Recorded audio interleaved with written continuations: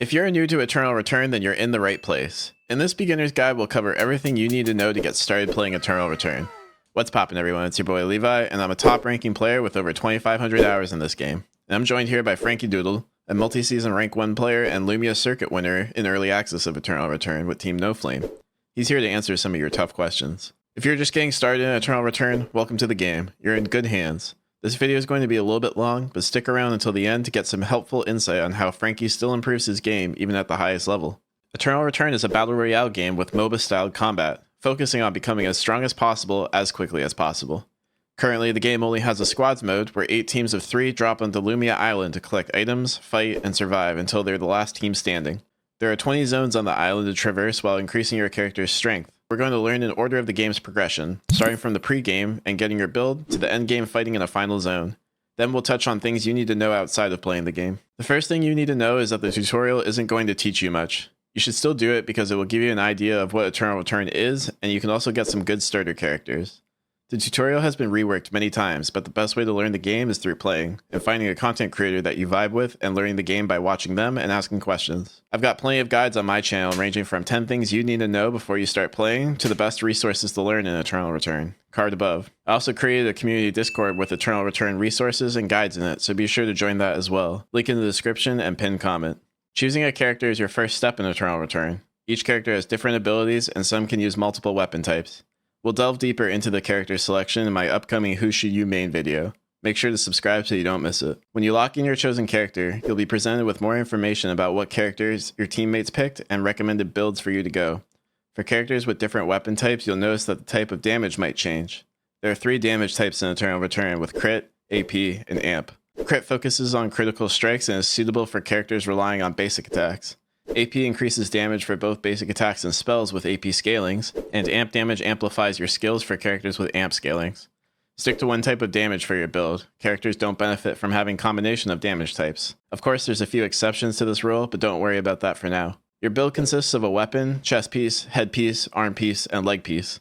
Together, this is called your saved plan. As a beginner, you should use the recommended builds provided in-game. These builds are created by experienced players and are tailored to the selected character and weapon type. Tactical skills will provide useful utility to your character, whether it's blinking a short distance, CCing an opponent, or healing and shielding your team. Augments are enhancements triggered by specific conditions, such as Frailty, which requires a player to attack 3 times with spells or basic attacks, or Healing Drone, which heals you upon casting your ultimate. Augments are linked to your save plan and don't require adjustments in each game. Tactical skills will have to be leveled up during the game. When you choose a build, you'll see some numbers indicating different zones on the map. This is your routing. You'll need to follow the numbers in order to get all your items. You'll also be able to see your teammates' routing for their items. Don't worry if they don't correlate with each other. You won't be following each other around at the start of game. In Eternal Return, the clock at the top of your screen shows the day and night cycle, with a full game lasting typically 5 days. Each day has a day and night cycle, and your goal on day 1 is to loot the components for your build and craft your items as quickly as possible.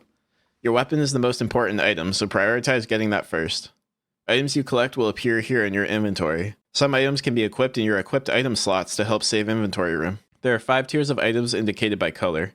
White are basic common items, and what you will find in boxes in each zone of Lumia Island. These can be crafted together to make green uncommon items. Uncommon items can be crafted again to make blue rare items. Blue rare items can be crafted once more to make purple epic items. When playing throughout the game, you should always at minimum have purple items equipped. The last tier is gold legendary items, also known as transition items. Don't worry about transitions for the time being, we'll talk about them later. On the left of the HUD is your current stats and your character portrait.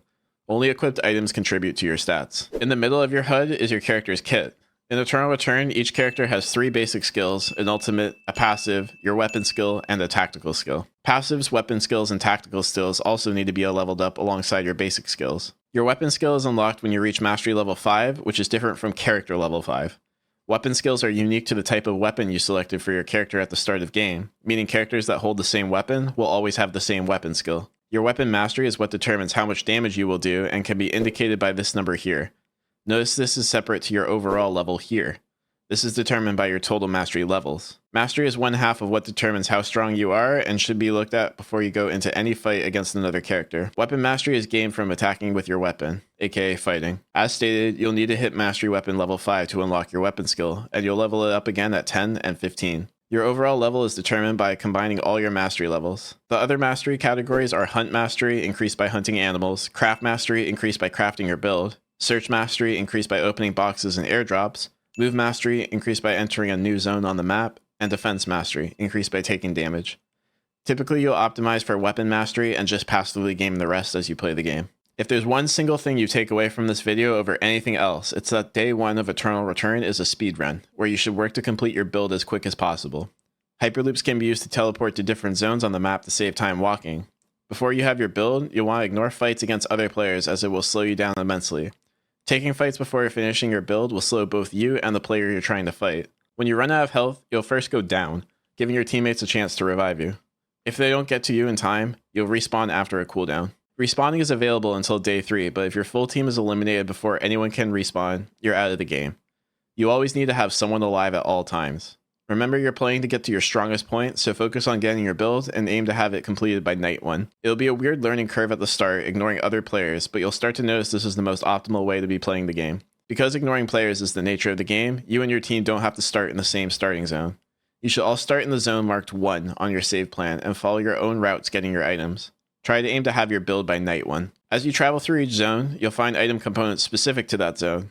These components are found in loot clusters, which are groups of item boxes. Multiple loot clusters form loot distributions in each zone. Loot distributions will always contain at least one of each item, ensuring that you can get all your components if you reach a distribution first. At the start of the game, your designated loot distribution will glow blue to indicate the path you should take. To save time, you'll want to move through distributions in the direction of where you are going next, whether it's to another zone or to the Hyperloop. Once you get all the item components, you can move on to the next zone. Some item components are environmental items like leather, stone, branches, flowers, and water. Leather can be obtained by slaying any of the animals on the map, but easiest to do so are chickens. Stones and branches are found on the ground in every zone. Flowers and water are specific to certain zones. Collect environmental items when you're in a zone that has the item you can combine it with, otherwise it will just take up inventory space. Some builds might require you to collect a white item component that isn't on your route. This is typically a one-off item that isn't worth going into a full zone to get. You can get the same through the use of credits. Credits are the currency you'll receive passively throughout the game, as well as for hunting players and animals. Open your V-pad and click the one-off item you want to call in. You'll need to have inventory space open to do so. Additionally, if you left a zone before you were able to find all the items you need, you can choose to move on and call that item in. Just be careful as you'll only have enough credits to call in one item component in the early game. Credits are individual and not shared by team members. It'll cost you 10 credits to level up your tactical skill to level 1. Then, it'll cost you 100 credits to level it up from level 1 to level 2. They have a few more uses, but we'll talk about that more with transitions. Now that you've finished your build and it's night 1, you'll have a few options on what you can do next. Some options include hunting animals, making food, or getting ready to contest objectives. We're going to go over each of the options so you're fully knowledgeable about making your decision. You can also start to take fights with other teams, as these early fights are good for gaining mastery. A common question in general is what to do after finishing their builds. I think a couple things you can do after finishing your builds. One is just farm the nearby animals in the zone where you finish. This is always a good thing. It's a good thing to do in downtime while you wait for the first objective to spawn. You can obviously, of course, also look to fight other players, but I would only do this if you're confident that you can finish these fights quickly. As if you have to waste a lot of time for the fights, it's really not worth it. And past that, once you're done with all that, you would just want to make sure that you're able to group up with your team in time for the first objective. Hunting animals is crucial for gaining weapon mastery and enhancing your character's weapon and hunt mastery. Different animals offer various rewards from leather to meat to uncommon item components. Wolves and bears are particularly valuable. From weakest to strongest, these animals are chickens, boars, bats, dogs, wolves, and bears. Chickens are your best source of leather and have a chance to give meat and a feather for a second item. They are the weakest wild animal and could be taken before completing your weapon. Boars are your best source of meat, which can be used for cooking. They also have a charge attack, which will knock you back a short distance. Bats are used to control vision areas, and will drop an Eye of the Beholder at the place of where they die. You'll need to lure the bat with an attack to get it into a good position. A tip for this is to try slaying a bat inside a bush or near the entrances of 2 zones. Dogs are a little bit stronger and require your weapon to kill. They also drop leather and a common item. Their attack is that they charge the test subject and have a bite attack that applies healing reduction for a short period of time. Wolves come in pairs and drop leather, meat, and an uncommon item component. When a wolf howls, it aggroes the other wolf, making it so that you have to fight both at once. When one wolf is slain, the other wolf gains HP, attack speed, and movement speed. Try to clear them together rather than separately. Bears are the strongest wild animal on Lumia Island, and you'll want your build done before you fight one. Bears do the most damage and have a ground slam that will stun players in a circle.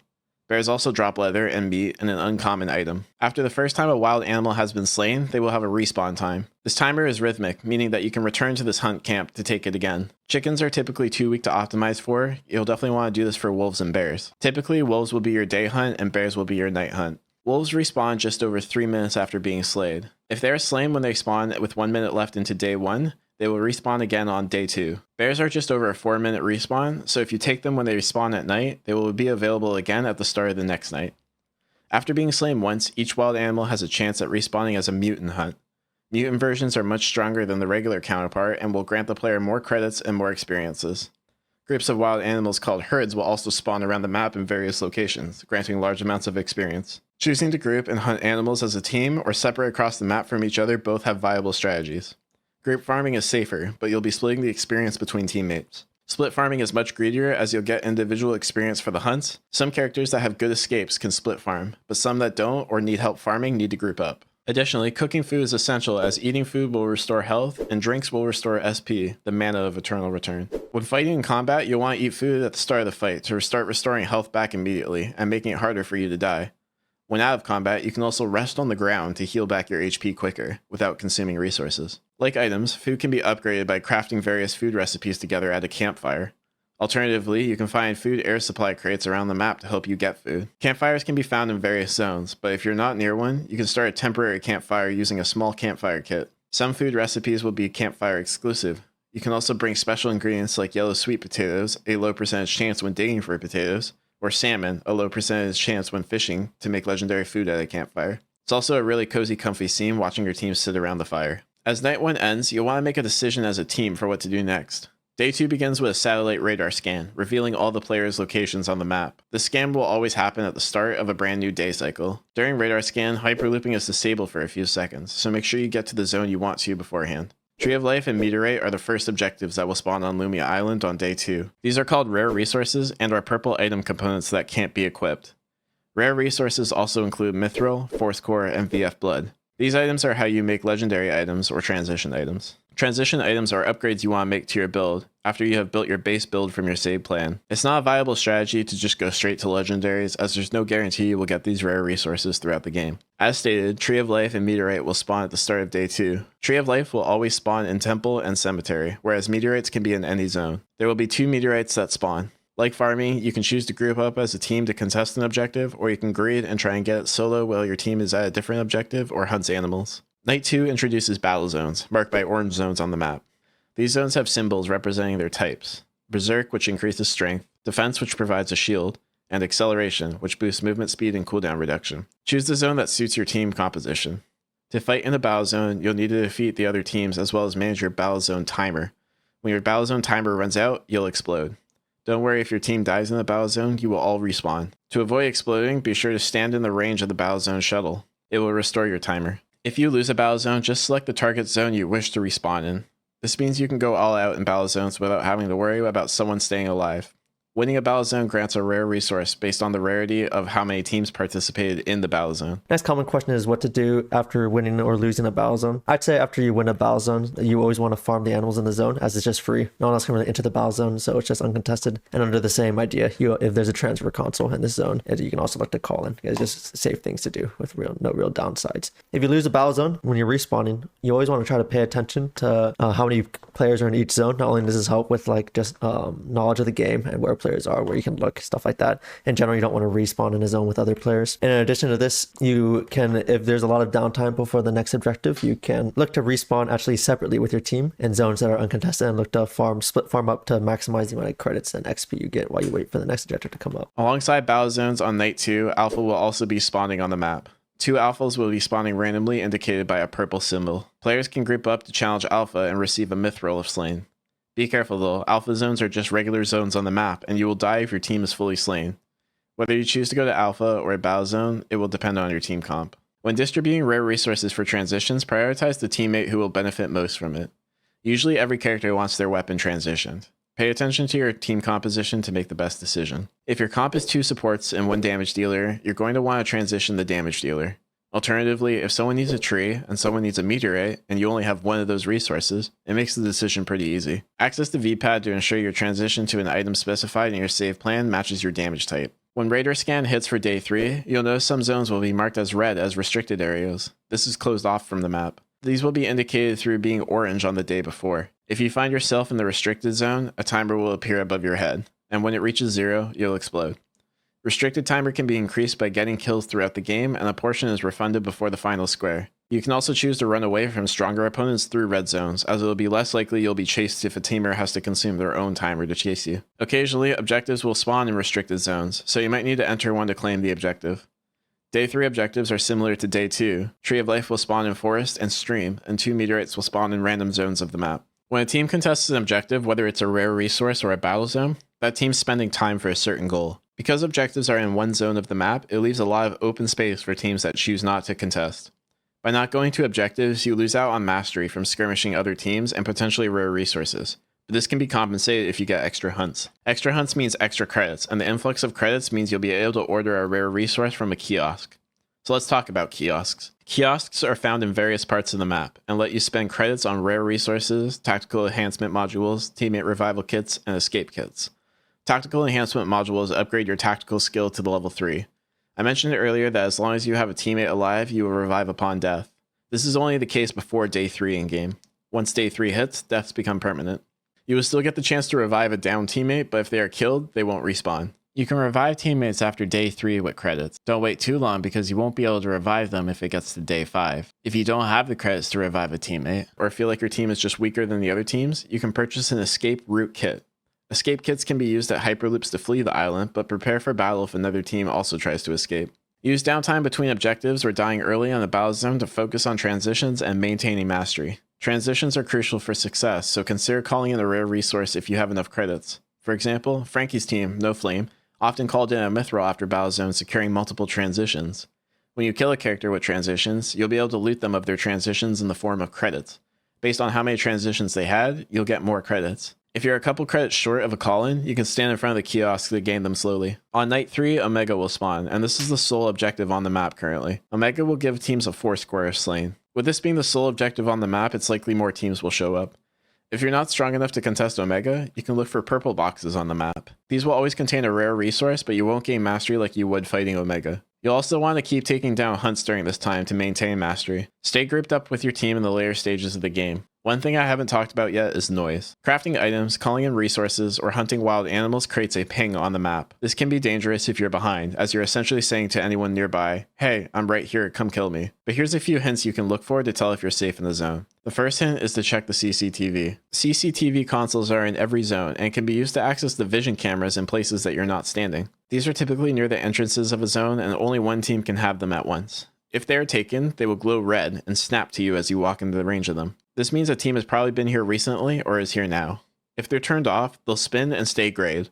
This typically means that the team hasn't been here for a while. Another hint you can look for is if the hunts are alive, taken but still on the ground, or completely gone. If they're alive, a team might be coming back here soon to take them. If they're completely gone, a team has been here and left. If they're taken but still on the ground, you want to be careful as the team is probably nearby. Bushes can be dangerous if a team is hiding inside. Avoid face checking blindly and have a teammate with a scouting ability check them. Losing a teammate early in a fight makes winning a 2v3 difficult, so be cautious as you move through the zones. And that's typically how you want to approach a fight as well. Bursting down one player as a team and resetting with a 3v2 advantage is generally more successful than engaging in a large 3v3 team fight. By day 4, you need to be able to read a lobby. 2 meteorites will be spawning again, as well as more legendary boxes. Read the lobby by considering available objectives, kill feed, and scoreboard. There are only a limited amount of objectives on the map at once, with animals no longer dropping rare resources. So if your team has taken most of the objectives on the map, you know that you're one of the stronger teams in the lobby. If another team is rolling over the rest of the lobby, their mastery is probably going through the roof and you'll want to avoid them. Late game, what you should be doing in general when you're ahead versus when you're behind. When you're ahead, I'd like to play a bit more aggressive, establish zone control using things such as console and cameras. And obviously, I think when you're strong, you can play a lot more aggressive towards these fights. Obviously, you still want to be careful of things such as third party, but you want to be like more proactive when you're ahead. In addition to this, you just want to continue heavily contesting objectives. If you're strong, you want to try to push your lead as much as possible. On the flip side, when you're behind, you can play more for secondary objectives, not like the main ones you can think of. Secondary objectives kind of like farming or like kiosks or what they're known as transfer consoles, as they're a bit more safe. In addition to this, I think you should place a much heavier emphasis on saving timer, since going into Final Zone as the weaker team, timer is by far your most important resource. And finally, you can play more heavily looking into third party, as it's, for most teams, one of the main ways you can get back into the game. A good third party on one of the strong teams can bring you back into the game. You should be able to get a good idea of where you fit in the lobby by when Wickeline spawns on night 4. Slaying Wickeline provides a strength buff and drops a VF blood, as well as a random rare resource. Stronger teams should look to engage Wick, while weaker teams should call in a VF blood using credits. If you don't get Wick, try to avoid the team that did and focus on getting back into the game. As more teams get eliminated, you'll want to consider itemization in the late game to counter specific matchups. Some characters are easier to fight with healing reduction or by breaking shields. Adapt your item builds accordingly. Just because an item isn't in your save plans doesn't mean you can't build it. Same thing that goes for rotating items. You should be assessing the comp of every team that's left at this point and figuring out what's your best strategy to fight each individual one. If a comp is weak to being dove, you might want to put the transitions on your front line, or if an enemy comp wants to dive you might want to put the transitions on your back line. This is something you'll need to get a feel for throughout playing. As I mentioned, legendary air supplies have spawned, and this is the last objective on the map. These contain legendary items that offer adaptive transitions suitable for both AP and AMP characters, but they are a luxury for teams that are ahead. When you're strong, try to get these airdrops, as it will not only make you stronger, but prevent weaker teams from getting back in the game. Also look to control kiosks to stop teams from calling in rare resources or revive their teammates. If you're the weaker team, look for opportunities to call in kiosks when the strong teams aren't around. When the final zone is designated, 2 safe zones will activate, indicated by squares in that zone if there are 3 or more teams alive. Teams cannot rest inside safe zones, and the restricted zone timer counts down if multiple teams are present. Being outside the safe zone will decrease your timer, but allows for resting when out of combat. A strategy for safe zones is to craft traps and cameras to gain an advantage. Traps hinder movement or deal damage, while cameras provide vision. Traps will have a cooldown to prevent a team from spamming them, so make sure you get them set up early. They will disappear after arming and can be accessed in your V-pad to craft. Cameras grant true sight of the area, allowing you to see traps and other invisible targets. The only catch is that you have to be in range of where you place it. Drone cameras can be used from afar and will disable traps in the area, but you have to be precise with them. While placeable cameras can be destroyed by enemies, drones cannot. Typically, only 2 teams make it out of a safe zone to fight in the final square.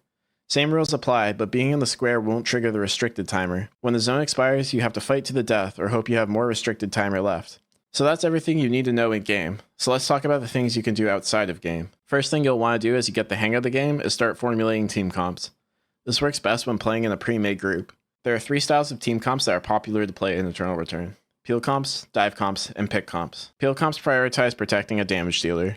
Dive comps require coordination to bypass the enemy front line, and pick comps aim to eliminate specific targets quickly, resetting for a 3v2 advantage. Pick comps are the standard for Eternal Return, but they're not the same as traditional pick comps in MOBAs. Pick comps try to catch out a priority target before the fight begins. In traditional MOBAs, landing a pick on the frontline character can lead to your team getting counter-engaged on. This is okay to do in Eternal Return, as turning the fight into a 3v2 and resetting after a first kill is a very popular strategy. For more on what characters fit what comps best, I'll have a video about it coming soon. Tournaments are a fun way to compete in Eternal Return, and you shouldn't be scared for signing up for them. In the Eternal Return community, we have many community tournaments for not only just the best players, but also for low Ealer players as well. Some ways that Frankie and the rest of Team NoFlame prepare for these tournaments are through VOD reviews of their games together. Be sure to check out my How I Would Relearn Eternal Return video to see why this can be beneficial and how you can accelerate the learning process of the game. Card above. This has been a pretty extensive guide, but it only focuses on the game mechanics of Eternal Return.